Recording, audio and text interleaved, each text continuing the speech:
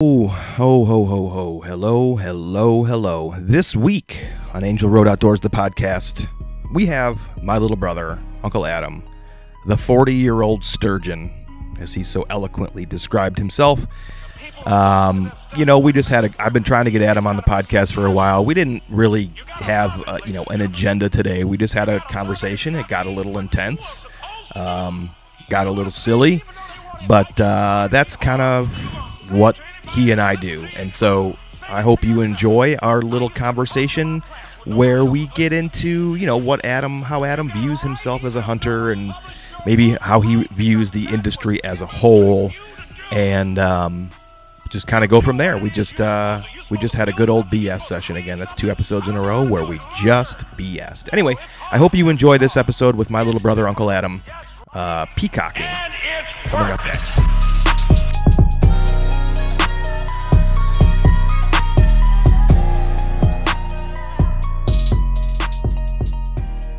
This episode is brought to you by Beefcakes. Beefcakes is not your traditional gym. If you want to lay down between bench presses, go ahead.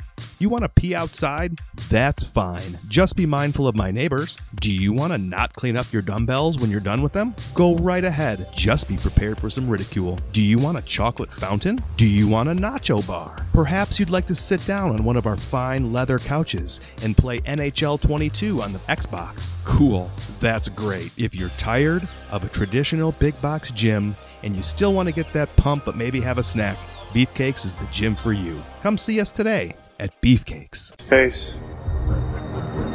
Off.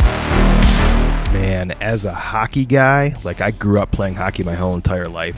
The idea, the symbolism behind a face-off, the mano y mano, the culmination of all your hard work and the intensity when it matters most, truly symbolizes the pursuit of wild game, whether it's deer or turkey or elk or whatever. You have practiced your whole season or your whole off season for that single defining moment, whether it's on the ice or whether it's against, your formidable opponent, that mature white-tailed deer or that wily, can't seem to figure out turkey. I struggle with turkeys, if you can't tell by my nervous giggling. Face-off e-bikes, formerly known as stealth hunting e-bikes. Same great bikes, just a brand new name. A little rebranding had to occur to sort of identify themselves, clearly and on the internet. But it's the same great brand. It's the same innovation. It's the same everything that you had at Stealth Hunting e-bikes, just with a new name. These bikes are built and shipped from Michigan, so that is near and dear to my heart. By actually tearing apart and assembling these bikes, he's got this access to replacing parts and creating the perfect mobile to climb these hills. And I am not a slender fellow. I do like my sugars and I like my fried foods, but I'm moderately healthy. I'm 6 foot and I'm over 200 pounds, and I have been putting my bow hunter to the test here in Michigan because I knew that this bike could help me in those scenarios where I needed to climb a hill, whether it be a chisel-plowed cornfield or just some terrain here on my private properties in Michigan. I knew that it could get me from point A to point B, and I have been testing it, and it absolutely gets me where I need to be quickly and quietly. It was incredibly easy to get this bike to my house and do the final assembly in my garage. The entire lineup, honestly, is geared to climb these hills.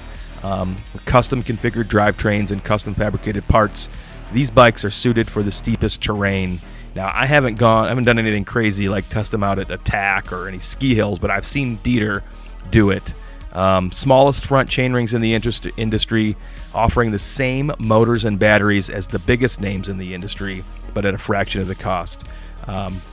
So listen, if you want to make every hunt count, make sure you're using face-off hunting e-bikes. Welcome, everybody, to episode 29 of Angel Road Outdoors, the podcast. I'm your host, Brad, and I am joined this evening by my little brother, the 40-year-old virgin, Adam. How you doing, Adam? I'm great. How are you? Wonderful. Thank you for joining me this evening. I'm not a virgin. The 40-year-old surgeon? The 40-year-old sturgeon. That was one of the ones I had written down. The 40-year-old besplurgeon? Yeah, I'm freshly 40. And, I think the best thing is that I feel like I had struggled with 30 a lot. And I don't know why. I did not struggle with 40. I think I was just happy that I got it. Because 40 is not that old. Alive? It's just, it's like, holy shit. At least I've made it to 40. And at this point, I feel like it's free game. Whatever happens, happens. Like if I die at 45, 40 was an okay marker. I didn't know that about you. That's how I feel right now. 39, 38 would have been young to die. Just because it had a 3 in it? Yeah, like I think you've got to get to 4 because 78 is the adult male average. So if you get to 40, you're past halfway. So you did better than average? I did better than half and a half. So I'm just saying that's how I feel. I don't feel any older. I don't feel any different. I feel, like shit like normal. That's so fucking depressing. It is. It's depressing in a lot of ways. It's depressing because you just said, if I die now, at least I made it more than halfway past the median age or the halfway point of the median age of life expectancy for males or whatever. It's a good feeling. What is? Making it to 40? Yeah, because to be content with the life that you've lived. Because I feel like I've lived a 100-year-old life. Really? So like feeling content with where you are. Okay, I'm following now. I'm not. I don't have any fear of like, holy shit, I'm in my 40s. I'm really like, I'm basically dying. I mean, I'm dying soon. You're saying you don't have that feeling? Yeah, I thought I was gonna feel like, wow, man, I'm really getting close to like death. I remember my dad's 40th birthday. Yeah. I'm knocking on the, I could die any day now. It's normal. Like 45-year-olds have heart attacks every day. Whatever. Every day? Sure. Are you sure? Probably. I mean, that seems like a lot. And I guess I don't. Maybe 45-year-olds do have heart attacks every day. I feel like a lot of 45-year-olds today maybe get to having heart attacks because they chose to be vaccinated and therefore are suffering the consequences of some peer pressured decisions. But I don't know. I wouldn't normally say that a lot of 45-year-olds have heart attacks. I just don't know. I think that that's what I hear a lot of. I think that it happens every day. You just brought up an interesting point that again, happy birthday to Adam. We just celebrated Adam's 40th birthday that he had last Friday, and we celebrated with all of our family down in Ann Arbor. We went to a restaurant, and we were talking about the fact that we remember our dad's 40th birthday.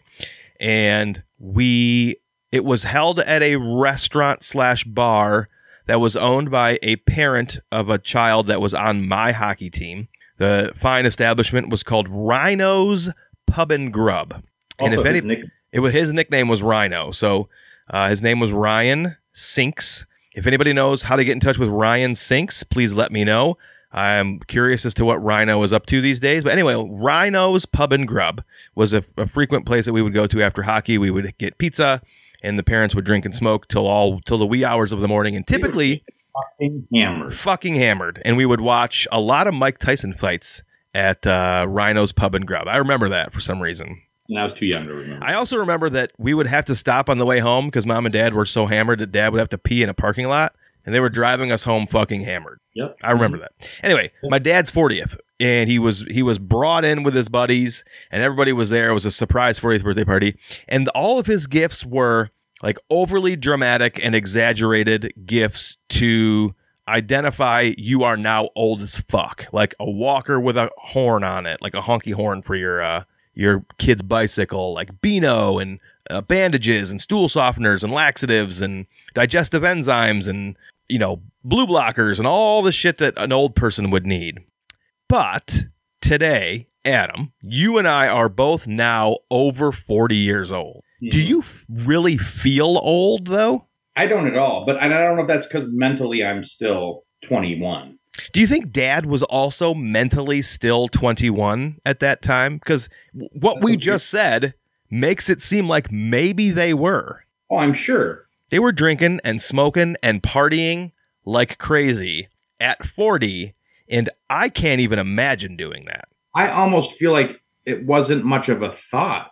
I don't think it was thought about as much back then as it is now. Maybe it was. Like what you're doing to yourself? Yeah, like, you know, when I think about, like, a lot of people around me don't drink anymore, you as one of them. A lot of, like, there's a lot of health watching. There's a lot of, like, you know, you talk about, like, our bodies don't feel great. And I don't know if times have just changed and our bodies aren't, you know, have been beat up over the years because of what we're eating. Yeah. And we're poisoned basically every day is how I feel. But yeah, I don't know if that was back then. I feel like it was just people had more fun. It's interesting. There's a lot of things that people didn't have back then. There was no social media. There was no cell phones. There was no, the internet was around when Dad turned 40. I would be willing to say that considering how hard they partied, Dad's in pretty good shape today. I think about it all the time when I see people that their age that are struggling to move. Yeah. And our parents are in great shape for being 69 and 68. All things considered, our parents are in pretty good shape. The fact that Dad can golf in a senior golf tour every year is even though he, like, you know, he has his ailments as an almost 70-year-old man, it's pretty friggin' impressive. I just don't like the dude has smoked for how many years? Yeah. And is still just, how have you not been to the doctors? He doesn't want, why would you want to? Yeah, but how has nothing happened that's been like, dude, you need to get something, you got to go. Like, it's genetics, man. I think if you look at our bloodline, it's genetics, which is both sides. That was the cardiologist appointment I just had on the 25th. That was the number one. I said to him, you guys have been checking my heart and not finding anything. Why hasn't anybody said a single word to me about diet or high cholesterol? Did you check that? Check my blood? They're like, oh, we don't even really look at that anymore. That means nothing to us. If we were to do an annual physical and you get your blood tested and we tell you you have high cholesterol, that means nothing to us anymore. It's like such a minuscule percent that you can affect your heart. It's all genetics. He's like, it's all genetics and prevention for us. Like, we want you to run maintenance on your body, and it's 100%, 99% genetics. Do you believe that? Do you believe it's that high? It's that high of percent, 99%? I'm saying 99. He's basically telling me that everybody that they deal with, diet, it really is never an issue.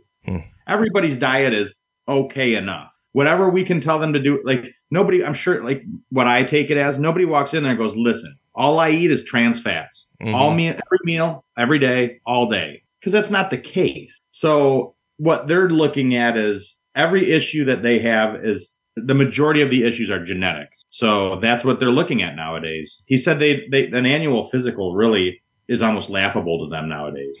That's something that I think I'd like to dig into more another time, because I find that, number one, very bizarre. Anyway, glad you're here. Glad you're 40. Glad you're fit and fabulous.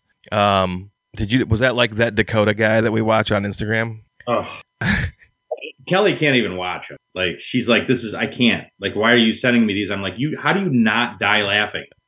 I studied those for too long the other day because I wanted them to be fake. Like, I wanted those guys to be actors so bad.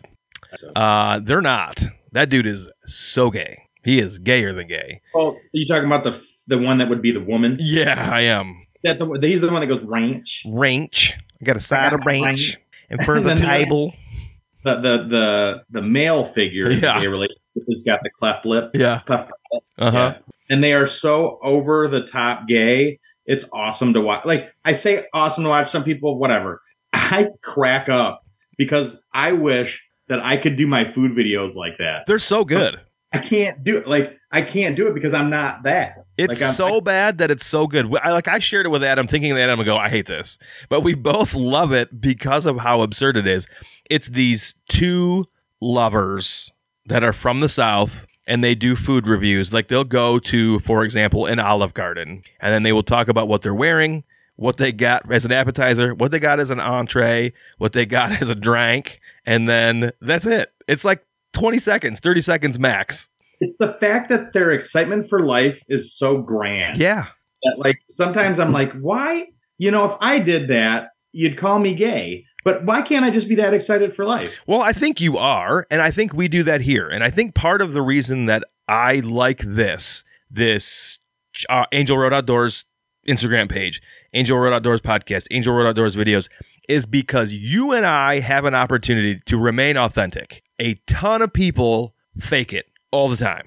And I think the reason that people like engaging with you and I, and this is not a toot of our own horns, this is a fact. And I know it's a fact because I've done this for many, many years, and I get all kinds of messages from when we did Hot Butter Podcast to Beefcakes to Angel Road Outdoors. People like that we are authentically idiots.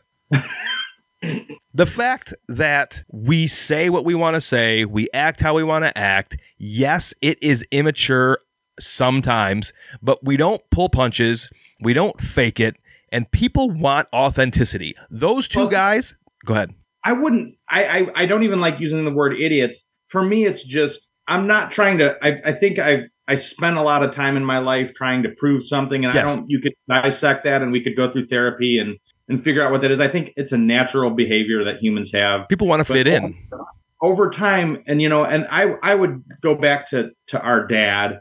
And I think that I was little brother. So I think I was always trying to prove something to my dad, like to be proud of us and all of that shit. So I think for years, and maybe it's even just a natural behavior, I'm at the point in my life where I'm not doing that anymore. Like I'm overdoing things for other people, trying to prove something. And even there's parts of hunting that exist in that, because even when I started hunting, it was like, I got to prove myself to you guys. Yeah.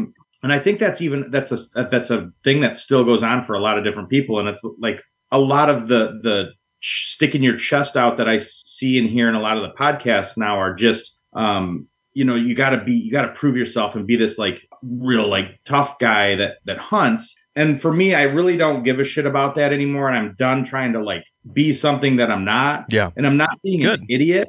I'm not trying to not have fun with my life. Like, yeah, there are things that, people may not agree with, but I feel like I'm not conservative in the fact that like I have to wear, certain outfits to church. I have to do this and that. I want to be who I am. Yeah. At this point in my life. And I think just whether it's, you call me an idiot or not, it is being authentic, but it's just, I don't know. I'm just done trying to prove something. I heard a quote one day that said something like, I am whatever you say I am. Whoa, Marshall. And if I wasn't, then why would I say I am? Mm-hmm. So I am who I am, and I don't plan on changing anytime soon. I mean, I may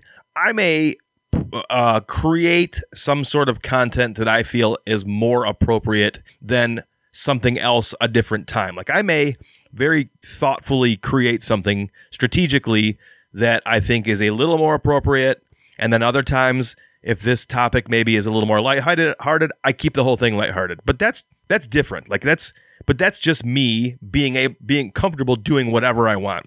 There are so many people, you made a great point where you said in the beginning when you started to hunt, you felt like you needed to prove yourself to us. Mm-hmm. And I understand that because I did the same thing where I felt I had to hunt somebody else's way. And I hope you know that I never meant to give you that sense. And so if I did before, and it's not even that as much as it is, I think when you're coming in behind people, gross. You guys were and hunting is a funny thing. It's a funny thing where I look at hunting very differently, where even I listen to great podcasts just as you, and we know the same people that are unbelievable people, great hunters. They do awesome things. And it's such a super cool community. But like, I feel like I just look through a lot of what hunting is. And hunting to me is a lot of bloat. I think hunting is 90% or more of people getting beat the fuck up and failure over and over again. Yet that 5% of success is all people puff out. And that's all we like. So everybody I look at, originally it was like, you look at these people and you're like, I want to be like them because all they do is kill big deer. Yeah. They're working their butts off, and I'm not taking any of that away, but those people fail. the great ones fail just as much as everybody else. Mm-hmm.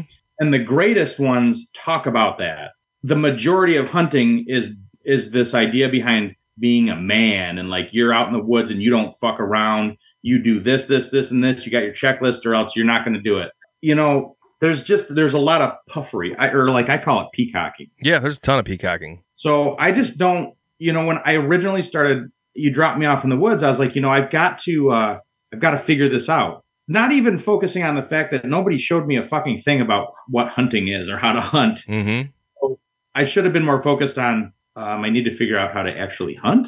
But I was more focused on killing a deer so that I could show you guys. Mm-hmm. You know, and that's what it's all just about. You want to be a man, and you want to be cool, and you want people to be proud of you. And ultimately, you know, it should be more about, I'm not trying to prove anything to you. I'm sharing an experience with you. Yeah. And I'm trying to be proud of myself. Yeah. I love it. That's exactly right. And I love that you got there on your own, in your own time, because you and I are on different journeys. We are in the same realm, but we're at different stages of our process. And there's nothing wrong with that at all. And we may never be on the same page, and that's okay too.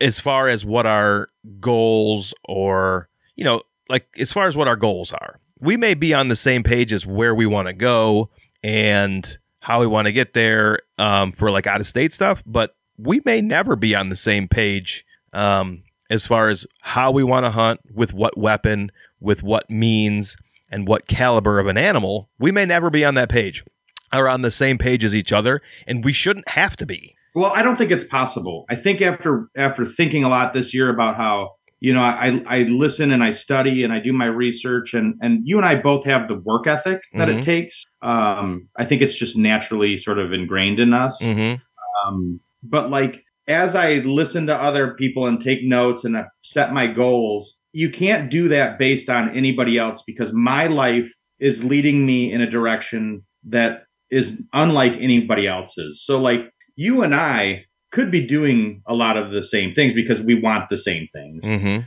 But I just am in a point in my life where I can't scout all the time. It's literally impossible. It would ruin my marriage. I wouldn't be able to do my business. You know what I mean? Like, it's just that my life is the way it is, and it has to be that way. And then other people have their, where they can go out in the woods every weekend and scout and be out there for days. And I'm not there yet in my life. So like, everybody is different. And what, like you always say, when I listen to you on different podcasts, and I think it's key, is as you listen and take notes, you have to pull out what works for you. Yes. Because not everything will. And if you try and get everything, I found myself overdoing it to where if you try and get all of these things to work for you, I started to feel like I was getting down on myself, because I'm like, oh, I can't get, I haven't been out to scout at all because I'm overwhelmed with life, like opening the restaurant and hiring a team of people. And then I've got 2 little kids and they've got sports getting there. It's just, my time in life right now has to be centered around family and business, which allows me to have my time in the woods come hunting season. When it's time. Yes. And whenever I can scout, I have to do my best and work my hardest to figure that out then, and not worry about the amount of time, because time to me doesn't matter. It's what you put in when you can put it in. Yeah. That's all I can do. So if you want to beat yourself up about how often and how many miles you do in the woods, or how long you're in the woods scouting, for some people, whether you have the work ethic or not, to want to be a great hunter and a steward of the woods, it will destroy the sport for you. That's a great statement. You are 100% right. It will ruin it for you if you get too beat up about what you are or are not able to do. Yeah, you're exactly right. For me, the point of everything right now, the foundation of hunting for me is not all of that stuff. It is the enjoyment of the hunting itself. The chase. That's the base. Okay, so if you fully enjoy everything you're doing, then you'll be able to do everything better. It's like I say it about my salads. Like, the reason Salad Fever did really well is because I said, okay, I'm going to design this business around what makes Adam happy. And then I started to do that and the food was better. So then everybody else was happy. And then my salads started to sell more and then it gained popularity. And then now I'm getting a chance to sort of do the next step of that. How's that going, by the way?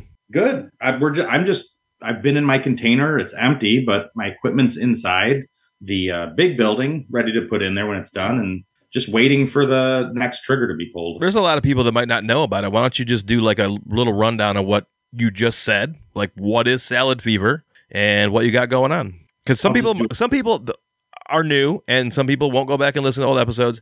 Some people might not know who Gene is. Some people might not know where you're going or what you're doing and why life is busy. Gene or Jeannie is Eugene of Salad Fever. He's the originator from Hot Butter Podcast, our old podcast. It was a skit we did. Gene had salad fever, and he was just like the two dudes we talked about earlier. Yeah, he was. Super flamboyant and super, he was just super aggressive towards everybody and everything, and salads were the base of that. So the one day, I just said, I wasn't getting good salads anywhere. Like you go to caterings, you go to parties, and it's all the same shit. It's shitty lettuce, and it's dry or it's over soggy, iceberg bullshit. Same salads. You got 4 salad options everywhere you fucking go. Nobody steps outside of the box because it's a salad. A lot of dudes think salads are for chicks, and a lot of chicks think salads have to have fruit. And I was like, well, I'm going to take salads and make it like fun for me. And do, because to me it's just like it's like the painting background, the medium, the fucking white square that you paint on. What's that fucking called? The canvas.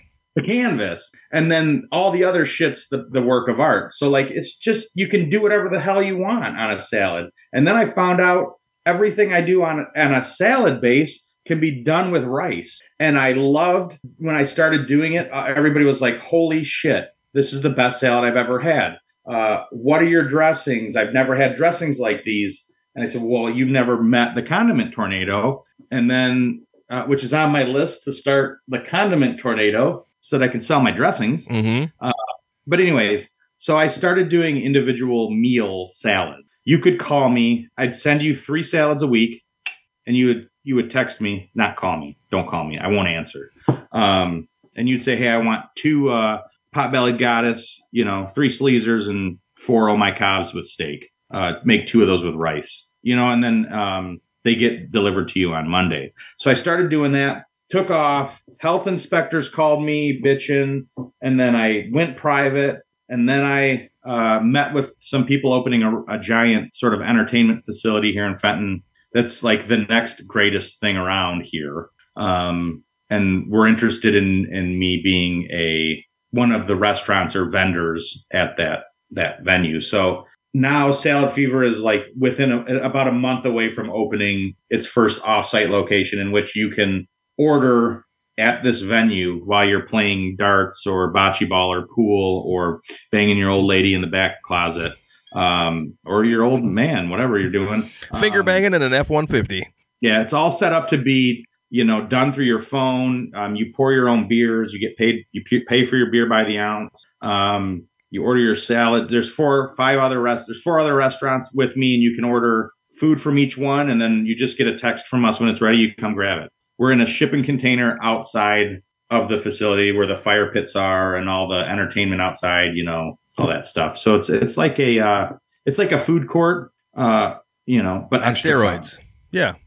That's awesome, man. And I love it. I think it's so amazing that you're doing it. I think it's so amazing that, I just think it's a testament to, Adam and Kelly have been cooking. Adam's wife has been preparing food for human beings' consumption for so many years now, that you were able to take something that you saw an opportunity in and elevate it so much that it's now going to become an offsite actual like business venture for you. So Adam didn't just one day decide he wanted to make salads. Adam is the condiment tornado. Adam has been dabbling in food for his entire adult existence.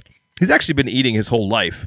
He just, started twiddling with the the Leafs relatively recently. But anyway, it's not like he just decided to pick up salads one day. So no, I just counted. We've had the cooking business for 16 years. Yeah, that's a long time. It's a long time, and it's we would used to say how low stress it is, but it is very time consuming. It's hard on our bodies. It's all day, every day, and it's time to do something that hopefully slows us down, but makes us more money. Yeah. Well, I'm excited to go see it. I'm excited for it to open soon. And again, congratulations to you on that. Moving back into the hunting topics, we had a conversation over text today. So we have this incredible opportunity where we hunt private property here in Michigan, Southeast Michigan. And it is recently farmed. A portion of it is now recently farmed. Historically, it was 30 acres of CRP and 40 or so acres of timber. Now the 30 acres is ag. And the first year it was ag, it was beans. Then after they harvested the beans, they planted winter wheat. And then the winter wheat grew, and they harvested that last fall, and then didn't do anything. Like, they didn't plant winter wheat right after it. It just stayed like a shaved bush. Which fucking suck to me. Shitty. Like once they pick the beans, there's nothing like the winter wheat didn't grow fast enough for it to be like a desirable food source. So that whole 30 acres turns to basically nothing. And then last year they picked the wheat and didn't do anything else, and it was basically stubble and junk, and so it was almost nothing again. So 2 years in a row. That's what I mean. Yeah. That's what I hated, because there not only was there nothing in the field by the time hunting season started, because they had already farmed it. Yeah. No animals wanted. They were wide open. Yeah. There's no cover anymore. Yep. So, and I didn't know anything about CRP prior to the last couple of years. Now I understand how valuable that front 30 of CRP was all those years, for cover and bedding and access and so on and so forth. I have seen a dramatic decrease in deer activity at this property over the last couple of years, and it is exclusively, in my opinion, due to that front part of the property being farmed. So that leads me to what I'm about to say next is I reached out to the farmer and I said, "Hello, sir. Just curious what the crop rotation was for the year." And he told me today that they only do beans and wheat, which I thought was interesting. I've never heard anybody say they only do beans and wheat.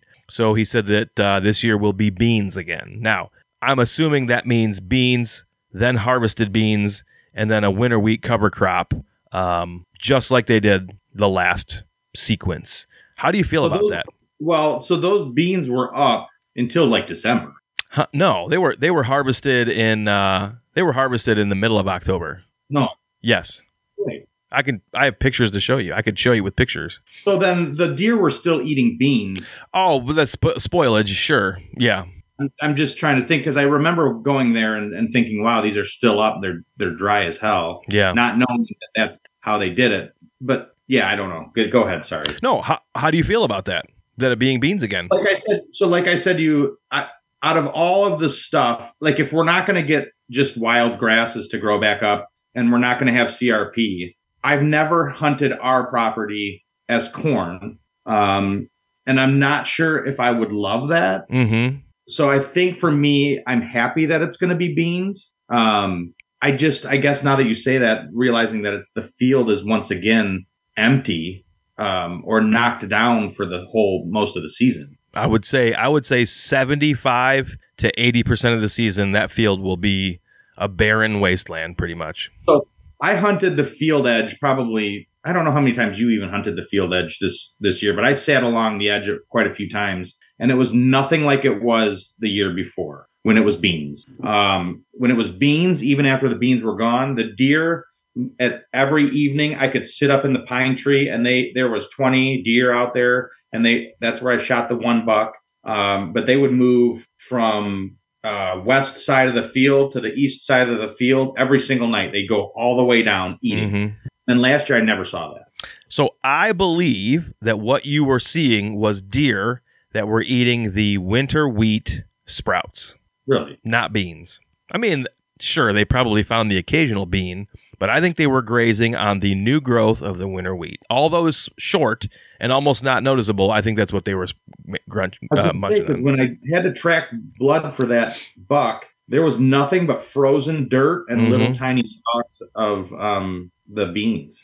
And, the sad part is, I don't know why it was like that, because the neighbor who did the same thing 2 properties down harvested his beans and planted winter wheat, and it was a delightful sea of green down there. And I just don't know if it was timing, because that would have been nice to have that, I think. Yeah, that's what I'd love to know what happened there.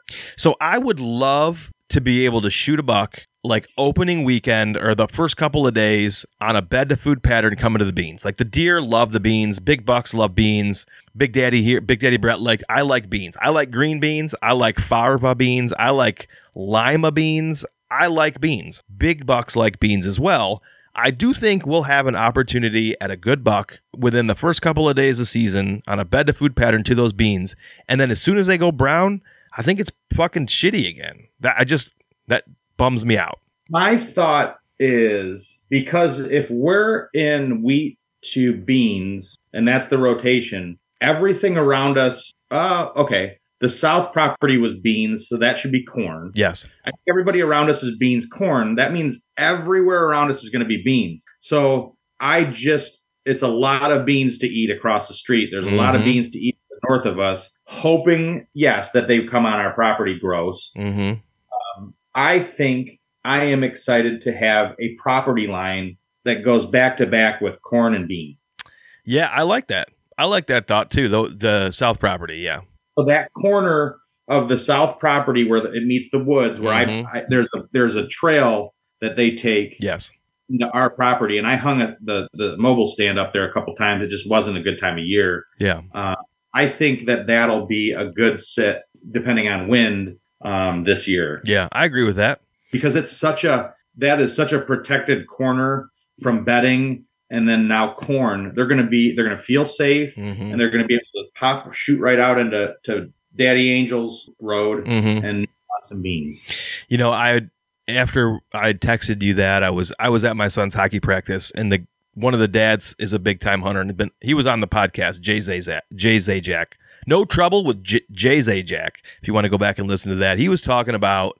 So I said, hey man, have you ever paid a farmer to leave crops standing? So in my head, we have one little cove out there that I would love to have left beans all year, so that they were like a destination food source come, God forbid we get a cold December or something. I'm talking about where it fits into the walnuts? Yeah. I would love for that little cove to be cut off and left as beans.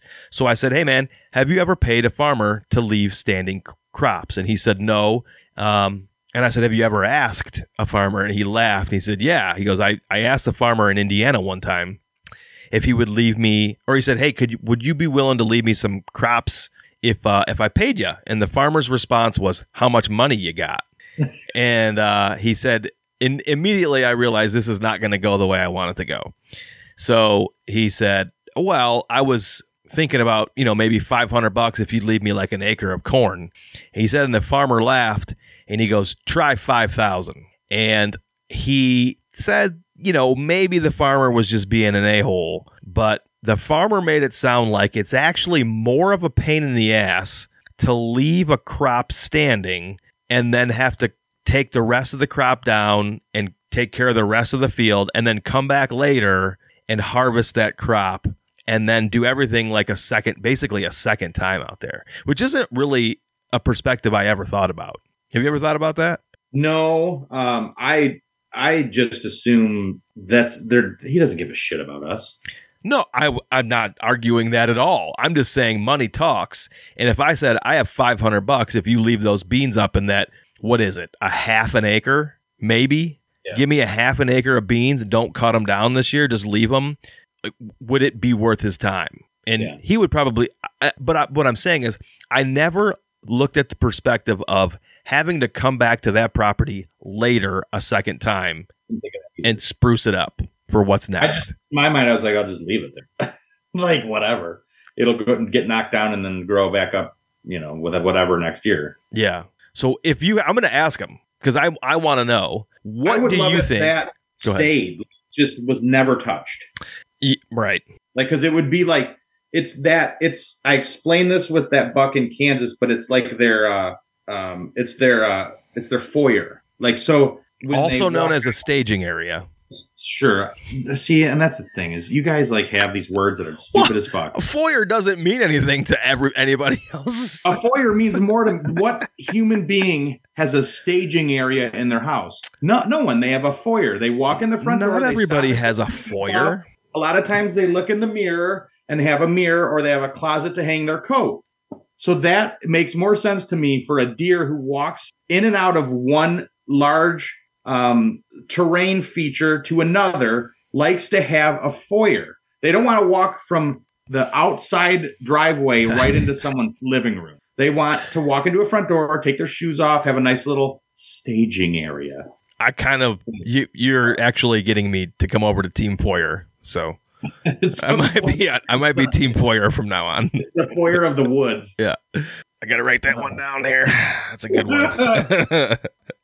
But it would give the deer an opportunity because we know that they're going to travel. They love to travel through the walnuts. But when that shit is knocked down, once again, it's like they're not covered anymore. So they're, instead of going from the field into this tall grass, and now they don't have that anymore. So it's just one more area where they're going to be less likely to travel. So then, I just think there's a lot. I like that this year it seems to be getting more and more untouched by human hand. I agree. I mean, I've been down there a little bit, but not that much. Obviously Ed hasn't been down there doing his normal stuff. I really don't know, man. I don't know what to think about the property that much anymore. I'm curious to see what kind of bucks start showing up. Half the fucking cameras are dead 90% of the time. That's good. I'm not happy it's beans. I really wanted it. I wanted an opportunity to hunt that property with corn, and just to say that I did, just to know if it affected it in any way. Because if you think about what corn is, or if you think about what CRP is, it's 4 to 5 foot tall grasses for cover and bedding. Like, what is corn? It's double that height, cover and bedding. Like, but also food, huh? But 100 times louder. I don't care about louder. I'm not walking through it, honestly. Yeah, I just wanted an opportunity to hunt it as corn. I mean, I just thought it'd be really great to have an opportunity to hunt that property as corn. I'm kind of bummed that it's going to be beans again. I don't know. We'll see. I think that I'm also like, I love it there. But I am like, I instantly felt like a pit in my stomach when I paid for points for Kansas and didn't get the, go for a tag. So I can tell that I have like the itch to I love being in the woods where I don't know, like there's nothing hotter to me than acting like the animal. So like you can say scouting or whatever it is, but for me it's like I said before, it's when you close your eyes and you just where would I go if I was a deer right now? Mm-hmm. I like to do that. That's like one of my favorite things to do when I go to an area I have no idea, which starts by looking at the maps, but you tend to get, if you have that sense and enjoy that, I think you tend to find where they like to go. If you have a large enough, we're limited down, you can find it down on our property, but then you got to cross the road into somebody else's property that we probably, we can't hunt. So it doesn't really matter. But I have that itch to go to different places. Kansas was just special to me because, I found the deer and was very close to killing them. I just, didn't. So I know that feeling. So anyways, I really thought you were going to come out here tonight and tell me you actually registered to get a tag. Like you changed your mind. You're like, nah, I figured it out. I took my point back and I bought a tag. When I made the decision, I was like, you know what? I'll go on there and see if I can do both. If I can go back in there and just like also sign up to get a tag. And then it was at dinner the other day, and I just happened to see somebody say that today's the last day, and I'm like, there's no way I'm going to be able to do it today. So, because we were in Ann Arbor. Yeah. So I'm like, I'm just going to let that be. I don't plan on dying this year, so I know I can go to Kansas again. But I was like, even like, I'd love to do a late hunt in Kansas. Like, I would have liked to do like when you went, like end of December, or late December. I'm just more keen to to wanting to do that right now, and I wasn't last year.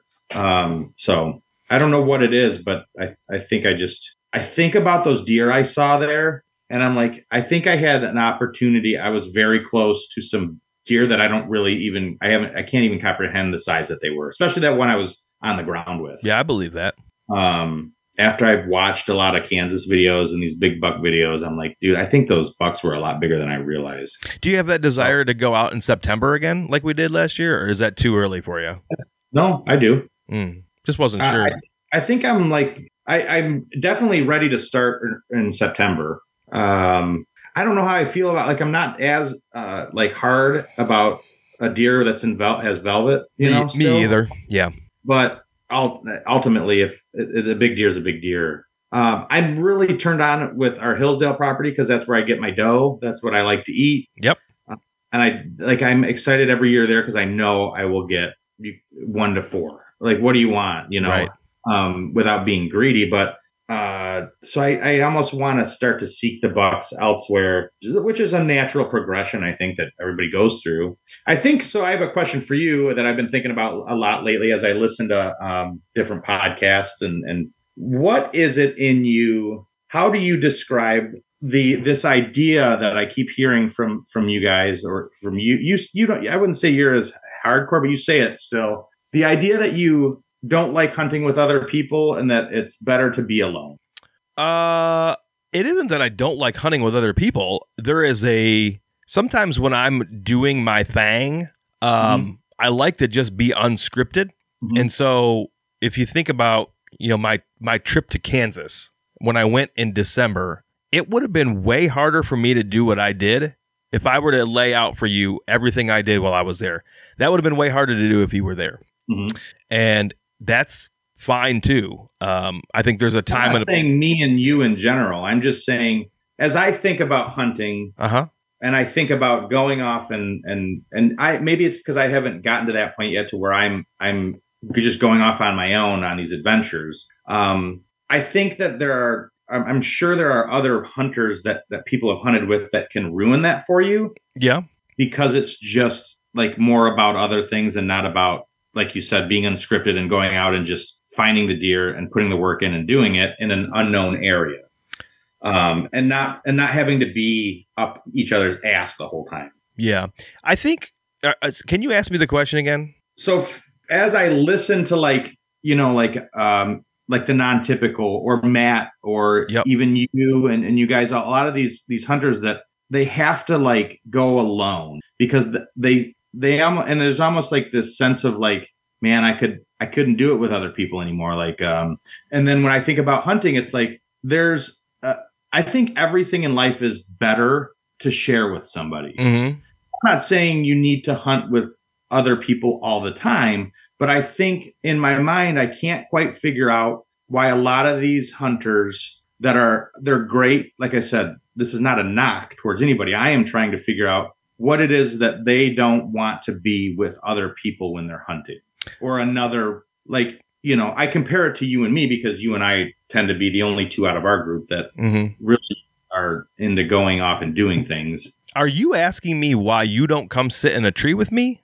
No. No. So when you say together, you mean when I went and shot my deer in Illinois, why did I want to do that by myself and not with somebody else? In general. So there was a comment made where you had said, you decided that opening day was about being with the group of people because you don't know how much. Oh, yeah. Okay.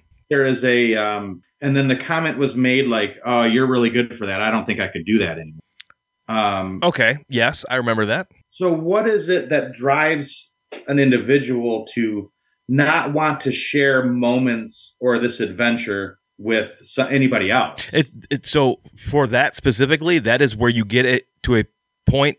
Your objective is skewed to the big buck and only the big buck. And do you feel like you're being held back by others? Me personally, or people who think like that? That's the general consensus. Like that would be the general answer, is that not everyone wants to put in what I want to put in to find these deer. So it holds you back ultimately. No, I think I think when somebody is in the mind frame of I want to kill a big buck and only big bucks and nothing else matters. Literally nothing else matters as much as killing the big buck. And if you think that if you are that person and you feel like you've got a bead on one and I need to go now and do it, then that's takes precedent over everything else. I think it's a season in somebody's life. I think it is you get there if that's the path that you choose to go down. I think that is just a season in your hunting career, in your life, and I think you will either go there and evolve out of it, or you will go there and you will stay in that season for the rest of your hunting life. For me personally, the way that I look at this is I don't physically have anything that I do that challenges me the way that I used to be physically challenged as a human being. Meaning, I don't play hockey anymore. There is nothing that I do physically that challenges me as a whole human, but hunting does. Right. Hunting by myself in unfamiliar territory challenges me in my most primary sense. It challenges me to the furthest point back in my DNA. Alone in the woods, learning the animal with a trail camera. No, they didn't have trail cameras back then. But again, I am the apex. Human beings are the apex predator. Period. So the predator that comes down with your So the fact that I use all the tools at my disposal is just what I have been gifted as the apex predator. So I look at hunting as the ultimate human challenge for myself. I can't speak for anybody else. All I'm saying is that those series of events that push me to my limit, being dehydrated in the woods, stung nettle, hallucinations, dehydrations, having to poop, feeling like you're being stalked by coyotes, running out of time, running out of daylight, shooting a deer, tracking the deer, getting the deer out of the woods, reaching out to the landowner, can I drive my truck out there? Like, all of those things combined push me out of my comfort zone. Writing letters, asking for access, knocking on doors, asking for access, talking to people that you've never met before and introducing yourself, like pushing me outside all of the comfort zones that I have in my current life. All of those I look at as, if I can do this, then I am physically challenging myself to make me feel like a complete person, a complete human. You know, I just feel like that's missing in my life, those challenges.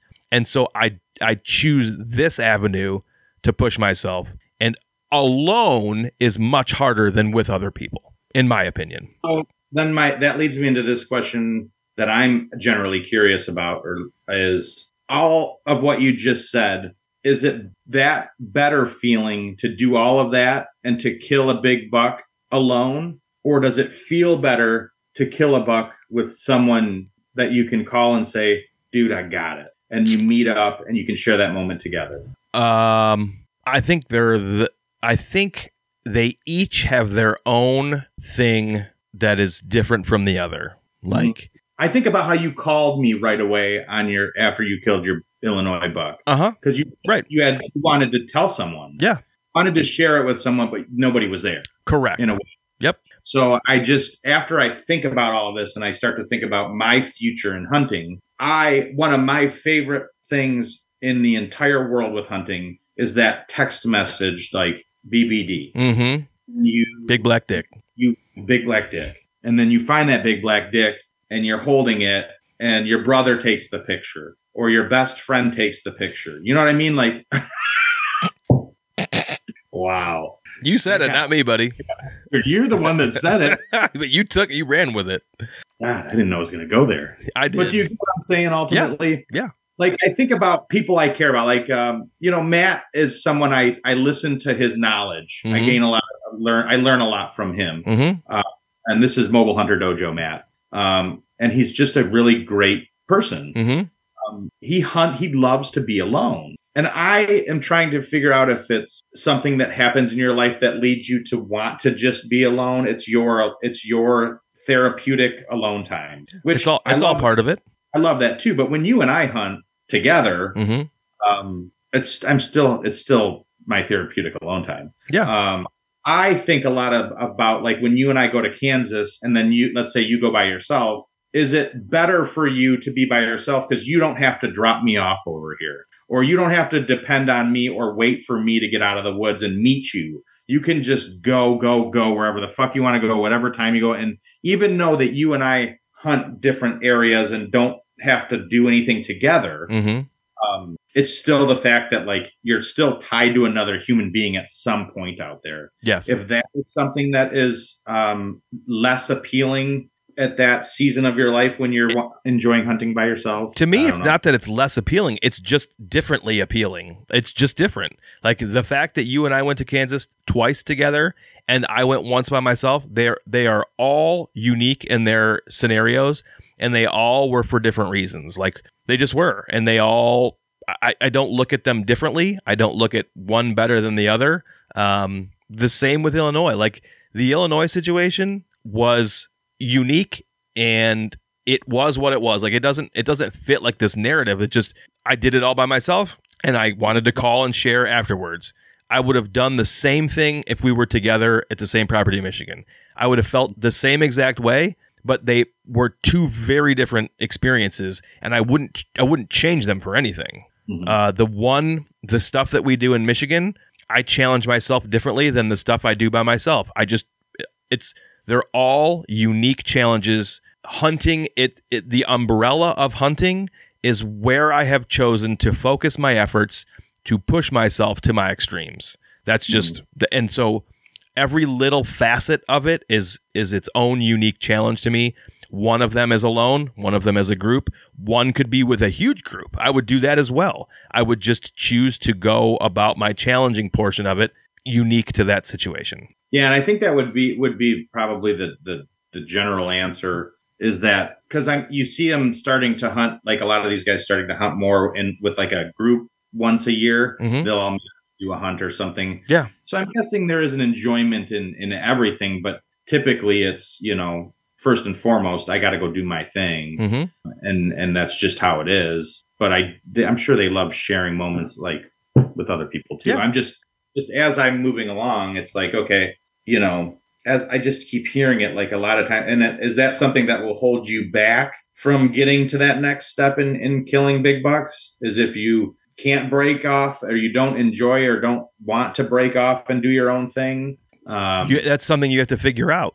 I think that was something that was holding me back, is I was only talking to Head and Nate about hunting. Those were the only two people I ever talked to about hunting. And not until I broadened my horizons and hurt myself and started watching videos and listening to other people talk did I realize that I am being really short-sighted about everything that I'm doing with hunting. And I need and want to step it up. And by stepping out of my circle of influence, I stepped it up. And I want to continue to step it up. I want to continue to elevate myself as a person. But I think, and I've said this before, you need to self-reflect. If what you're doing is not working, figure out why and then change it. I think what you just said is a very key thing. You use the words, your circle of influence. Yeah. And I think that's a big part of it is it sort of goes along with what we talked about in the beginning, where you want other people to, you got to prove something. It's almost like that, but you're using, other people have their influence on, they're influencing you on everything they say and do, and how you do it. I think when you get to a certain point, and I'm even at that in a lot of my life, where I don't want any outside influence. I spend I feel like a lot of my life being told what to do and where to go and how to work and how to eat. And, oh my God, are you doing laundry again? Or is the fridge door open? You're eating me out of house. Like there was constant influence. And, our dad is very strong-willed on what he does is the right way to do it. You don't do it any other way. So I think, once again, for me, I'm always going to be someone who, at this point in my life, is over that. And I don't want any outside influence. And I don't, I just had a conversation with one of my best friends. It was a 30-minute phone conversation, and he was drunk, but it was very negative, very much, I'm doing it the wrong way. Why am I not listening to him and doing what he thinks is right? And I had to just sit there and let him talk, because there's no way you're going to change the way I'm doing things right now. Yeah. I have a very specific way that I like to do things, and I can't, every little dent and ding I take that's an influence from somebody else, if you allow that in, it pushes you in one different direction or the other. So then I might show you pins on a map, and you might say to me, I don't love that pin personally. Mm-hmm. And then I may not go there and search that area because, well, that person influenced me a little bit. Yeah. So if I go by myself without sharing that knowledge, I will go look for myself, and it might be the greatest area I ever find. But also, you could ask me, and you could ask 5 other people, hey, man, what do you think about this spot right here? And then you could take and add all those up, and you could have divided by 5, and you could take the average answer and say, well, man, nobody liked this. And then you could evaluate, man, if I asked 5 really good hunters or whatever you're talking about, business stuff, and nobody liked it, okay, maybe there's a reason for that. Maybe you haven't learned how to read something on the map. I'm not talking about you personally. I'm talking about you, general population. He's a terrible Army general. General population. If you don't know everything, you can't know everything. And so if you ask a bunch of people who know a whole lot about or a whole bunch about a little bit, you're going to learn something. And so like you were just talking about circle of influence, but then you just shrunk your circle of influence to you. That's not a circle of influence. That's a totem pole of ideas. It's just you, man. Your circle of influence needs to be a little bit bigger, but you need to kick people out of your circle of influence periodically or just let them stay there, but you just turn their volume down. Right. So what is it? Do you want a circle of influence, or do you just want you? Well, no, that's a good way to describe it too, is because it's not that you don't want influential people in your life. It's that you need to be smart about the influence that you take in. You said it earlier, and I said it on some podcasts. You need to listen to everything, but take what pertains to you and apply it to your own shit, and let the rest of it just be noise. Yeah. Well, and I think that hits me different, because I think about back when I was managing restaurants, and I never did. I was always having to be whatever they told me to do was always the right way. I never I was not able to make my own decisions, not able to do things. And that eventually builds up to where you okay, I've gotten my ass kicked enough to where I think I'm going to do what I need to do to be the best I can at whatever I'm doing. There comes a point where you just have to do it. You just have to hunt and learn. Mm-hmm. It's a period. I honestly believe that the best way to learn is by being out there. Oh, it doesn't get any better. So, I say that as I consume knowledge constantly from podcasts and people around me that I would say I've allowed in as outside influence that I'm pulling knowledge from. But there's none of that's going to do me any good if I don't get out in the woods and just do what works for me, which is a lot of times for me, it's like letting your body lead you where you need to go. Yep. And I think that as you start to listen to what you're pulling, I like to go to those weird spots. And I think a lot of times, and I'll hear somebody say, oh, those are those, if you get to that weird, to me, if you get to that spot where no one else will go, that tends to be where you can find good stuff. But I think some people are just drawn to that. I like to find a spot where I'm like, man, this is a creepy area, or it's uncomfortable. And it just kind of sucks me in. And, that's one of those things where that's what I want to use more as I move forward. Your intuition? Yeah, it's sure. It's, and it's something I think you need to test every year. Yeah. You got to find, I think I have, a good idea of a spot around here that I like. I haven't been able to get out and scout it, but I'm pretty sure I'm going to be happy with because it's just something's pulling me to a certain spot. And I don't know. It sounds dumb because a lot of people would say, well, if you haven't scouted it, you don't know shit. But like I said, I'm going to put that to test this year. It's the only way to learn, man. But I don't know if anything I just said made sense. A little bit. Ultimately, long story long is I think that there's so many people around to get knowledge from, and that's great. But I think everybody's got to realize that everybody's different. Yeah, we definitely are. Like for me, it's I can't be like other people that are great. I want to be that great, but I can't be that way. So, you do your thing, I'm going to do mine. I think it leads back to this, just have the work ethic to do it. We just talked for like 76 or 77 minutes very seriously about some, relatively intense theory behind hunting. Okay. Why did you start hunting? Man, that's like a loaded question. What made you fall in love with hunting? So there's a different, so I started hunting because I was very curious. Okay. And then I fell in love with hunting because I think that I grew up this way. I have a deep, lustful enjoyment of the woods, a passion for nature, and a passion for shutting out every single iota of everything around me and letting the wind blow me as if I'm an animal out in those trees. You found an untapped source of energy and relaxation, and you were reinvigorated. Is it safe to say that what I just said is true? Yeah, but I'm also I'm scared of I am scared of water, woods, everything in nature. There's a fear involved because at any moment, because you're not in control. It can consume you. It can take you. Yeah, like you can fall off a cliff if you're not in somewhere or you can end up breaking your leg. You could fall out of a tree. You could get eaten by an animal, which are a lot of the things you explained earlier that test you as a human. Mm-hmm. There's a therapeutic way about going out into the woods, which you just naturally love being there, mm-hmm. but also knowing it's pitch black. You have no idea what's around you that could kill you. Mm-hmm. And you just have to do it. I'm going to be honest with you. There's not a lot of things in Southeast Michigan that are going to kill you in the woods. You're relatively safe. But what I was getting at was we just talked for 80 minutes very intensely about hunting theory and process and, intensity and doing hard things. But the whole reason that you fell in love with hunting is because you found an opportunity to ground yourself again after the stresses of life, a place where you could relax and enjoy yourself quietly and be part of nature again. That, if I remember correctly, that's what drew you to hunting after going for a couple times, right? Yeah.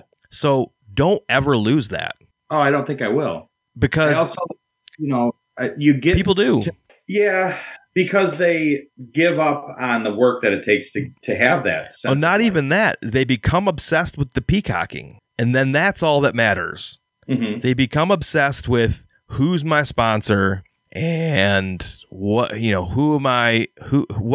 gear do I get this year, and did I pre-order the latest and greatest? That's what they become obsessed with. Mm-hmm. And no matter how many times that guy, and there's one particular person I'm thinking about on Facebook who posts all the time, and he's an absolute fucking douche, and there's no way he listens to this show, and if he is, I hope you know who you are. But he thinks he knows it all, and he's got something to say to everybody about everything. And there's no fucking way that guy loves it the same way we love it. There's no way. He loves being that loudmouth douche on the internet. That's the only thing that guy loves. The true meaning behind hunting that you fell in love with, you can't lose it. But you can push yourself all day long as hard as it can possibly be. But deep down, you have to still love it for what it is and the reason that you fell in love with it in the first place. And if that ever changes, you have to reevaluate what you're doing. Well, if you lose that, you should get out of the woods. Yeah, because then you start to sour the industry. Like you start to make poor decisions and do bad things. And, I just, for whatever it's worth, man, you sound like you were asking me a lot of questions that sound like you were concerned with. I just feel like we talked for 80 minutes about the wrong shit. I don't know. Mm-hmm. Maybe we didn't. Maybe it was a good conversation all to lead to this, but I push myself the way that I push myself today in hunting because I love it so much and it pushes me as a human. And if I ever lose that, I promise I'll quit. Mm-hmm. And I don't think you feel like you have to keep up with me and the things that I'm doing, because you and I lead very different lives professionally. I have way more freedom than you do. And so I hope you never feel like I need to be able to go when Brett goes to here or there or here or there. I don't want you to feel that way. I want you to just love hunting for what it is, and I want to be there along for the ride with you. So don't ever lose that. Yeah, no, and I it's really nothing negative at all, and it's not even that as much as it's almost very hard to explain for me, but it's this idea of like there's I don't know, fuck it. No, finish it. I don't really know what it was. It was there and then I lost it. But it's not. It's just taking all of this stuff. Like you can get bogged down by everything, and I'm not. Yeah. I'm not interested in. Oh, my point was, long story long. I can't be anything other than what I am. Yep. So like I can't be. I think it all stemmed from me. I'm just going to be real with who I am in hunting. Yeah, but I am never going to tell you or talk to anybody like I'm great at it. I am never going to stick my chest out and, that I'm just the biggest, baddest of them all. And if you ain't about money, then I ain't into y'all. I just don't, there's so much out there of just like consumption of everything hunting wise nowadays. And I listen and I listen and I listen and I love the ones I love. And then there's a lot where I'm just like, it's like every single person's life is different. Mm-hmm. And the ones I really, really care about are the ones that are just real about what it is and who they are. Like, I think for me, I'm trying to see what it is when I think about my love for hunting. I love sharing those experiences. I think I love sharing everything I do in life with close people around me. Mm-hmm. I think I went off for a while and I was trying to do some things on my own in my life. And it wasn't, I think I learned that life is about sharing things with others, loving others, whatever, however you want to say it in a, like a bonerific sort of heartfelt way. Mm-hmm. I'm afraid in hunting that if I get to this point where all I want to do is hunt by myself, that I'm secluding myself to a life that maybe I enjoy it, but like I don't know if I want to have it where I don't share the experiences with anybody. Why do you feel like that's going to happen? Why do you feel like you're going to get to that point? I don't know, because I'm starting to want to go out of state more. Like when I realize that everybody's life is different, you and I can't get on the same page to go everywhere at the exact same time. So there's going to be times you go do things. There's going to be times I need to go do things on my own.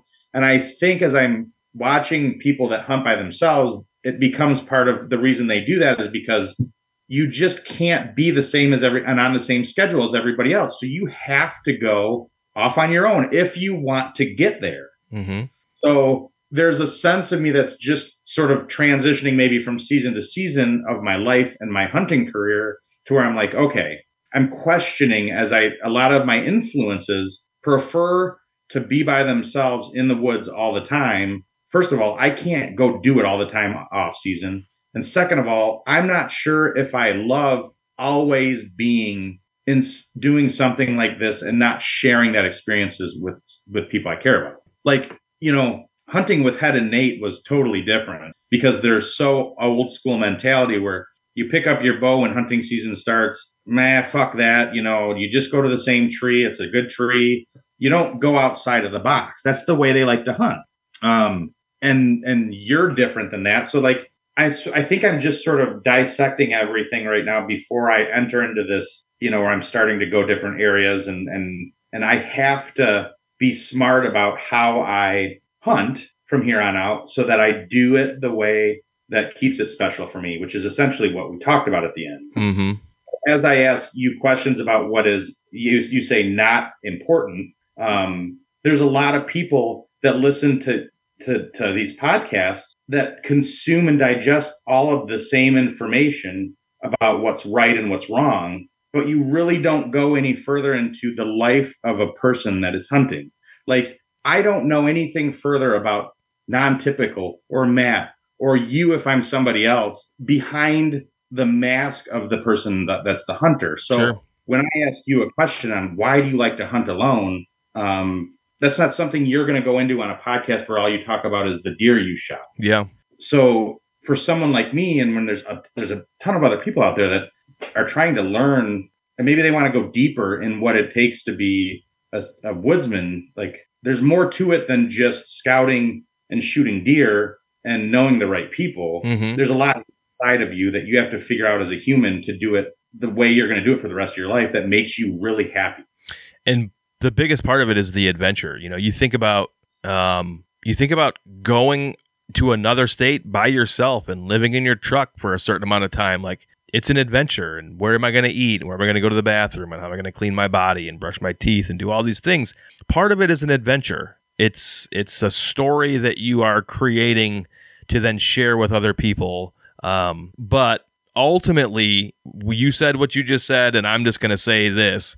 Yeah, it's tough going out of state by yourself, but there's a lot of adventure to be had out there. And if you seek adventure, I would strongly encourage somebody to not pass on something for fear of doing it alone. If doing something alone is not something you're interested in, don't do that either.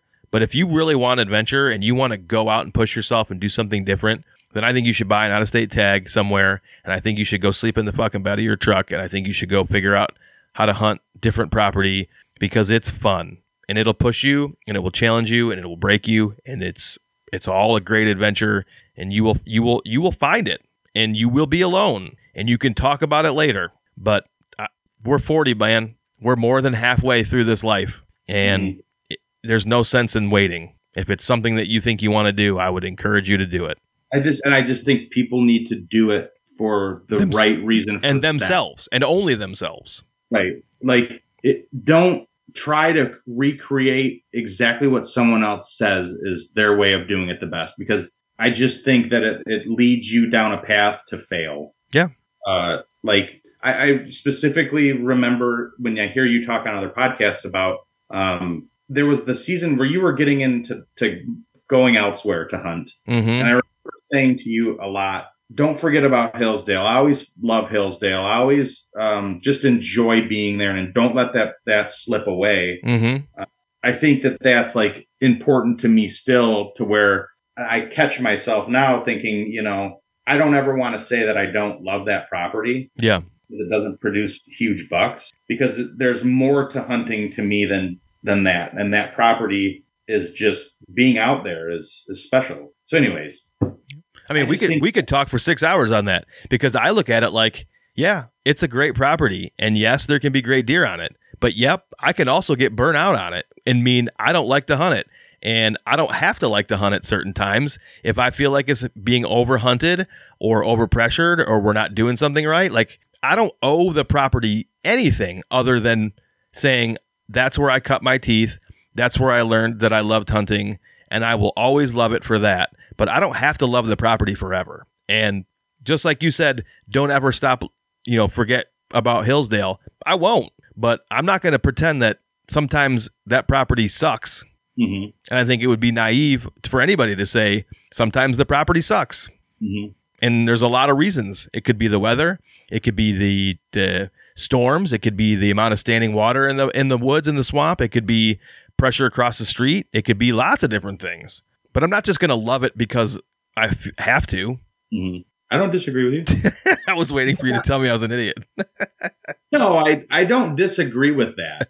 I just, to me, you love the woods first. So wherever you go, I think you should always love where you're hunting. And I don't know if that makes sense to everybody, but if you're able to get into a tree, that should be what feels good to you. And if you get the opportunity to shoot a monster, that's the icing on the cake. So for me, I feel like I'm trying to, my journey in this is that feeling of getting in a tree and getting set up and being ready to hunt. That's amazing to me, that I'm out there, found what I found, got where I needed to be, and I've created this sort of well-oiled machine. And then if I shoot a buck or not, I still love that spot. Does that make sense? Yeah.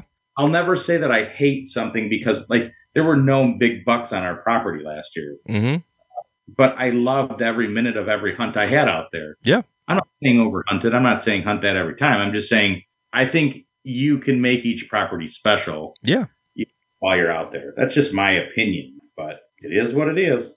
Is what it is. I think that's a good place to end it. Okay, great. Unless you had something else you wanted to talk about. No, I don't even know. It seems like we haven't been talking that long, but it's probably been way too long. It's been an hour and a half. Shit, man. It's not too long. But it's been an hour and a half. Yeah. Yeah. What do you want to talk about? I think we talked about it. That's great. Yeah. We got pretty serious. Yeah. That's good. Yeah. I mean, it's that's as I said, it means there's more to it than just your story. Or is there? To me, there is. That's all that you got is your story. No. Yeah. That's all you got. Imagine if there was no television or social media or internet and you sat around a fucking campfire. What you got? I am more interested in you as a human being than the deer you shot. That's not talking about the deer I shot. I'm talking about the story. It's the story. But I'm specifically was saying, and don't fucking take words out of my mouth. I used your exact words. The story of like, I went in the woods, I tracked a deer, I killed it, and they're fucking awesome to listen to. I'm not like degrading the stories about killing deer, but there's a lot out there about you killed a deer story. Oh, yeah. I'm way more interested in the people. That's what I wanted to do with this podcast is get to know the people. Yeah. So, and going back to what you said about you and I as individuals, I think people connect with us well because of that. I agree. I care about the people in the podcast I listen to because of their podcast. I care about them as people. And that shows when you talk to other people. Like, I'm not, Can you just fart? Cool. No, I think I slid my hand on the table. I hope that comes through in the audio. I'm very gassy. I don't know what it is. Oh, you want to know what it is? I ate out twice. Not vagina. I ate out twice on Friday all day. Yeah, you And did. then I have only eaten in restaurants. Oh. Ate at the Royal Diner for brunch. And then I just ate at Kelly's Volleyball at the barn. So my butthole is filled with air. If you had a single piece of advice for somebody who's struggling to find their way hunting, like somebody who is like, you know what, I really like hunting, but I'm listening to all these podcasts and I'm watching all these clips, and there are these two dickheads in Michigan that just had a conversation and listened to them, but like the one guy had a great piece of advice at the end of the podcast. What would that piece of advice be to someone like you who's only been hunting for like 4 years? I would say to sit down and think about what is inside of you that is going to determine your path as a human in the woods. Cool. Not I think that's good. How much you shoot your bow, not how many hours you scouted, not how many chunks of land you went to. I think it's all inside of the person. It's not how fucking cool you are or how big your dick is or how big the deer is that you shot. It's about you as a person and how you're going to build your own journey. And that journey can and should be different from everybody else. Yep. You just need to make yourself happy. Be willing to put the work in and design your own journey from what is inside of you. I like it. Why don't you tell everyone where they can get in touch with Uncle Adam? All the ways in which they can touch you. My website is www.masturbator.com, www.deereradicator.com. My Instagram is flexing the buck muscle. And then, no, I'm just... Are you on LinkedIn? What's my LinkedIn? Yeah. The sauce operator. You've done better. You've done better than that before. I'm trying to keep it like not X-rated. The whole front end of this podcast is completely X-rated, and I'm not cutting it out. So who cares who cares now? So you can find me on Instagram, Adam Postal, one word, and that's Postal like the mail service. Get Salad Fever, Taste, Smile, Repeat, The Wonder Bros, Get Yeast Confections, Beefcakes Gym. Is it Beefcakes _Gym? Yeah. Tidbits of me on Angel Road, but it's Brett's thing. I'm just here as a butt buddy.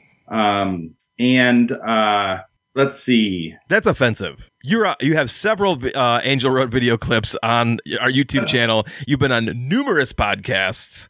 How dare you, sir? I've been asking you for 4 weeks to come over here and podcast, and the best I get is a bullshit Zoom podcast with you on a Sunday night. I am strictly the entertainment here. I'm not allowed access to any Angel Road stuff because let's face it, it wouldn't be good for me, or you. My Facebook, because it would be a lot of like tits and ass stuff. And that's not, I don't think that builds out well. There's already some of that there. I mean, it's all lighthearted at Angel Road Outdoors. Stroking off an arrow with my rap song. By the way, I texted Eric. This year I'm planning to start my rap career. I am at least going to put out a rap album. Perfect. I meant to tell you that. And also I had to call the police last night at midnight. On whom? Why did we not touch on this? I don't know, because you didn't bring it up. For those of you that don't know, the rap song in our last, practice video was me. And I listen to those a lot when I'm pooping. And I think to myself, and will text to my wife, these are very good. So I am going to start. It's not going to be as like dick cum sexual. There'll be some of that, you can't help yourself. Is it Kitty the Dora the Explorer that's big right now? I don't know. Cat Meow or whatever her name. Doja Cat. I might be a little bit offensive at times, but I am going to, long story long, I'm going to put my rap album out. Excellent. And then, so last night we were watching the television after the kids went to bed. Dark out. It was very quiet last night. All the windows were open, and I kept hearing something. I thought it was an animal. And then Kel goes, "What is that?" And she muted the TV, and she's standing by the front windows, and it's coming like across the street from us, but like a little further away. And it is a fucking woman screaming fucking bloody murder inside of a house. Come on. Like absolutely terrifying screaming and like hitting something. And Cal's like, that's a fucking woman going like nuts. Yikes. So then it's kind of creepy because I'm like, very creepy. What's actually going on here? Like, I don't know. Mm-hmm. So I text my neighbor across the street. I say, "Are you guys okay over there?" And then kind of nonchalantly, without asking, like, are you murdering Tommy, your husband? Or is he beating you? Mm-hmm. And then I text my other neighbors, "Are you guys okay?" And then I would say, "Do you hear that?" And nobody heard it, but they all had their windows closed. So then we get into bed about 40 minutes later, and I doze off, and a fucking gunshot goes off. Come on. It's just a boom. And then, so Kel and I jump out of bed, and we're like, that's a gunshot. And it was coming from the same direction. So we go over to that window, and I'm like, I should report this. Yeah. Something's not right. And then you could hear like a guy's voice. So I ended up, just calling the Fenton Police Department. And I'm like, I just got to let you know that something doesn't seem right. And I would feel bad if someone gets murdered and I don't tell you I heard this. So, they took a full report from me over the phone and then I could see the cop doing his rounds. But, yeah. They never got back with you and said anything? No, I don't know. Did you walk down there today? I stood on the front porch at, 12:30 last night for a while in the dark and just listened and nothing else. That's crazy. That's horrifying. They said that it was probably a firework, and Kelly and I are like, who the fuck lights off one giant firework? Just one at 12 o'clock in downtown Fenton. Some Fenton hillbilly. That's who. I was like, it's too weird. And then the girl across the street texted me at the same time and said, I heard that. That was a gunshot. Someone's getting murdered. I'm like, oh my God. So anyways. You got to get out of that. You got to get out of that hellhole. That's how close we are to Flint. Yeah. Well, that's exciting. Good for you. Yeah, it's great around here. All right, man. Thanks for joining me tonight. Yep, Thanks, everybody, for listening. Oh, yep. Goodbye. Fuck off. Okay. You know what it is? It's not that difficult. It would be you and I sitting here for 10 minutes trying to figure out what I need to switch a button to get the settings to work. 100%. So, F that. How long has it been since it was set up? Since we recorded Hot Butter Podcast. But recorded remotely. Right. So 3 years ago, probably. Maybe even longer. Yeah, there's not a chance in hell you were going to dust that thing off tonight and get it plugged in, have it work just right. Not a chance. No, but it's funny because it's sitting in the kitchen because we just cleaned in here and it's going down. Bye-bye. And I'm like, oh, I might need to use that. What do you mean it's going down? Bye-bye. It's going down to the basement because it's been sitting under this desk. Oh, yeah. That day I had the exam, I had to empty out this whole room and show her the room. Oh, really? That there was nothing in here. Your serve safe? Yeah, all that stuff was gone. Crazy. Had to be completely cleaned off. Yeah. No, it worked. But the fuck that ass. What? Oh, wow. I have to edit that out. You don't care that I'm recording video, do you? No. Good. No, I don't. I think it's a blessing for everyone to be able to see me. It honestly. is. It's true. That's part of it's the whole reason. Are you wearing an Ice Cube shirt? Like the rapper? Oh, yeah. Today was a good day. $7. Nice. I like to go to Walmart and look at the spinning things. It's like 3 spinning little racks, and they're all $8 shirts. They used to be 6. Fucking Walmart bumped it up to $2 because they're not making enough money. Thanks a lot, Obama. Us poor people, but I like to look through like the racial shirts are my favorite. I think I'm not so like a lot of them are like Pokemon or like some kind of weird like I'm not saying Japanese is like a racist thing, but like Japanese like symbols. Like probably some TV show that I'm not into, like Bukkake or something. So I like to look through the strictly like they've got 80s and 90s racial.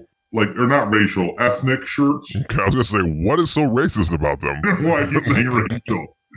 So, like, I like to look. You got your Wienerlicious shirt I on. do have my Wienerlicious shirt on. Fucking amazing. That fine food establishment. The African shirts, the ethnic shirts, I'll even get a Japanese one if it makes sense to me. Like, if it's nostalgic. Listen, when you say African shirt, I think Zimbabwe, I think tribal... Yeah, but I gotcha. That is African American. That is. Oh no, that's not African American. Oh my God. No, I love black. My brother's black. My brother-in-law is black. I'm not. That's what he's mocha. Yeah. He's whatever. It's a color, and I'm what am I? I'm sorry, but I'm the one that's lacking color. You are lacking color. I'm the one that's shit on. So I love you all. I love everybody. White, red, black, blue, brown, green eyes, everybody 9. Yep. So you say that you like the ethnic shirts, the shirts that weren't made for you. However, you have been drawn to some Reba shirts and some Dolly Parton shirts, and those were absolutely targeted for you. Yeah, but like I said, so it's like it's that era of I listened to Dolly Parton back then, but I remember her tits. You know what I mean? Like when I think back, to me, Dolly Parton, I didn't know enough about her music to care about her. Yeah. I knew that she had a beautiful breast, and boy was she gorgeous. So when I look at that shirt, I go, she's still hot. She's like 110 years old right now, and I'd still hit that. I'd put my face right in it. Right in it. You can't even, and then you do a sloppy motorboat afterwards. Like she's Dolly fucking Parton, and she's a babe. So yes. Anyways, are we starting the podcast, or is this just like sound check? This is on. We're on. Well, so my Dolly shirt might have just got ruined because I just saw a video popped up on my Instagram, and it was a gigantic lady tucking her shirt under her tits, and she had my Dolly shirt on. And I'm like, man, see, that's the problem. Those $6 Walmart shirts can bite you in the ass because I'm not the only one buying those $6 shirts. I've seen that Dolly shirt a lot of places and a lot of different people. I might be the only white male that's 39 years old. I've definitely never seen it on another man. Yeah, that's for sure. Funny you say that because I have only seen it on women. Only women. Why is that? I think most men are not comfortable enough in their own skin to outwardly convey their adoration for such an icon. Yeah. So they want to keep it inside and not admit that they're Dolly Parton fans, and or they're like, you know what, I got $6 and I ain't spending it on a Dolly shirt. Listen, I am not buying clothes at this time in my life anymore that, first of all, are hanging with a stripe on them. If they have a stripe or a checker, I probably ain't buying. Why is it? Hold on, why? Because I'm not like a Puma. I'm not like a Ben Hoffman or some kind of fucking guy's name who hangs their shirts up. I'm gonna get it from a folded up rack, and it might have a hole in it for $6. Hold on, is this not okay for a hunting pie? There's no deer on the wall. Should I go get some deer? No, it's fine. What's back there? I'm looking for my antler. Oh, the one that's like this big. Yeah. At least put my shit up. So tell me again, who's Ben Hoffman? Ben Hogan. I don't like the guys like the golf guy. Ben Hogan. You know who always says Mark Cuban, not Mark Cuban, not Pitbull. Mark. He was married to Jennifer Lopez. Mark Anthony. Yeah, he's always got Mark those Anthony. shirts. Yeah, Yeah, you know, and I'm just not. I'm not that guy anymore. Like, I know I bought a Mark Anthony shirt before, and I don't know what I was trying to prove to myself. But I'm not in a real estate office, and I ain't wearing tight pants anymore. If anything, I just bought oversized shorts, and they're the best things I've ever had in my life. Yeah. Like, I sat down at soccer today. My nuts weren't wedged up so tightly packed into my shorts, like that picture you posted of my moose knuckle. Yeah. Happy birthday to you. So I can't do that anymore. I've decided that I'm going to go up a size, and it might be a little big on my waist. So instead of 36s, you get 38s, and they're not nut huggers when you sit down. Right. You know, what's interesting about the iPhone is you have the ability within your photo albums, you know, to look for certain people that your phone has identified throughout the years that you have repeated pictures of. And because Adam's my brother, I have a lot of pictures of him. And so on his birthday, I scrolled down to the album with Adam's face on it, and I poked it, and all the pictures that my phone found of Adam's face came up. Honestly, 95% were fun pictures. There wasn't a lot of serious pictures. There wasn't a lot, you know, like your wedding was in there. Couple where you were holding the kids, my kids when they were little, and your kids when they were little. But most of them were wonderful and uplifting for the spirits for your birthday post the other day. And the moose knuckle one was just a coincidence. No one knows that was you. You just admitted it. No, so back in the day when I was managing restaurants, I used to have to do a pre-opening meeting every day. So we opened at 4:00, and at 3:30, boom, all the servers were sitting in this one room, and I'd sit at a table in front of them, and it was a high top. And I remember one day, this kid, Kenny, he goes, "Man, I can see right under that table, and your balls are just smooched in those shorts." I'm like, I know. It's always been a problem. It doesn't help that I got, like, you know, I don't know what you would even call it. It's like, it's not dwarfism, but the opposite. Gigantism. Elephantitis. Elephantitis of my sack. My testicles are also big. I'm sorry for this, if this is going to be aired on your podcast. But no, you're not. But my testicles are bigger. They're not like little bird egg balls. But my sack itself, you could cut probably a 20-inch by 10-inch strip of skin out, and I'd still have extra. Like, my sack is still, when I sit down. Did you say 20 by 10? Like this, you know, by this, a strip of skin graft testicle skin.